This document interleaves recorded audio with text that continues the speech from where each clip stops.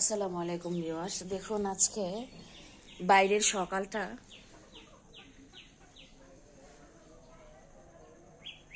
কত সুন্দর লাগছে। আজকের পরিবেশটা দেখুন।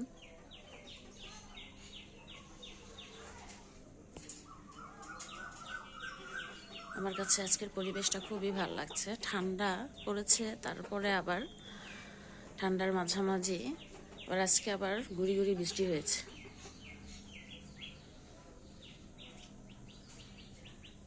এবার যেন ঠান্ডা কমছে না, আল্লাহই জানে আরো ঠান্ডা পড়ে কিনা। ঠান্ডা হলেও যতই ঠান্ডা হোক না কেন, কাজকর্ম সব কিছুই করতে হয়। এই ঠান্ডার মধ্যে।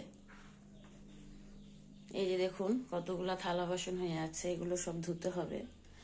সকালের নাস্তা তৈরি করতে হবে, দুপুরের রান্নার ব্যবস্থা করতে হবে, ঘর দুয়ার গোছাতে হবে। কাজের শেষ নেই। যতই ঠান্ডা লাগুক, যতই শীত করুক, ঘরের বউদের কাজ করতেই হয়। আপনাদের ভাইয়া মাছ নিয়ে আসছে, পুকুরের মাছ, টাটকা মাছ। এখন এগুলো কাটবো, কেটে আজকে দুপুরে রান্না করব। ভিউয়ার্স, আপনাদের ভাইয়া বলতেছে যে আলুর দম খাবে। আলুর দম কয়েক রকম ভাবে খাওয়া যায়, তো আলু এটা ছোট ছোট করে বলতেছে যে ছোট করে খাবে। তো এই জন্য ছোট ছোট করে কেটে নিয়েছি, কেটে ধুয়ে পরিষ্কার করলাম। এখন মাছ ধোবো এখন। আমাদের ভাইয়া মাছ নিয়ে আসছে।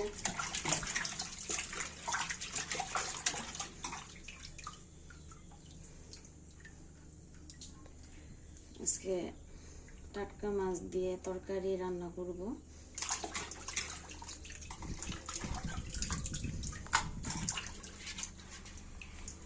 এখন কেটে নিয়েছি। আজকে শুক্রবার, আজকে ঘুম থেকে দেরি করে উঠেছি।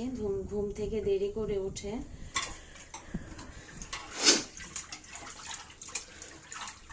সকালের নাস্তাটা এখন তৈরি করব, দুপুরে রান্না করব। সকালের নাস্তার পাশাপাশি দুপুরের রান্নারও ব্যবস্থা করছি, যাতে চুলাটা ধরিয়ে দিলে রান্না বসিয়ে দিতে যাতে সুবিধা হয়, সেই জন্য।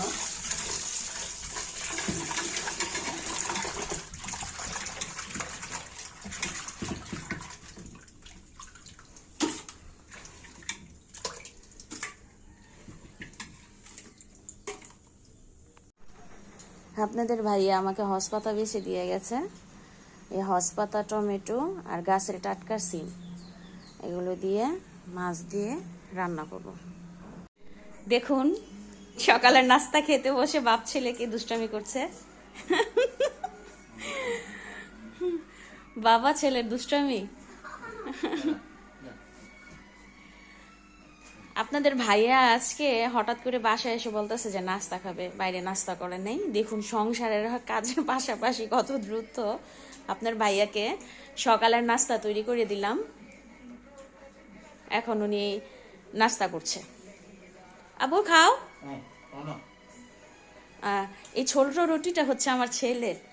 রুটি বানানো হলে ওনার জন্য এরকম ছোট করে রুটি বানাতে হয়। উনি ছোট মানে গোলাটা হাতে নিয়ে বলবে যে নাম্মু আমাকে ছোট রুটি বানিয়ে দাও। দেখুন বাবা ছেলেকে খাইয়ে দিচ্ছে, আর ছেলে বসে বসে মোবাইল দেখছে।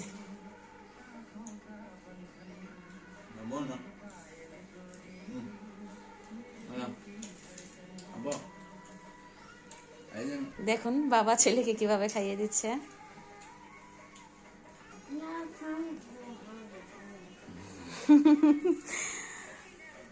বাবা ছেলে বাসায় থাকলে দুষ্টামি করে। মারামারি করে, দুষ্টামি করে, সারাক্ষণ বাড়িতে থাকবে একা একা। এমনি আমাকে আবার জ্বালায় না, বসে বসে টিভি দেখে।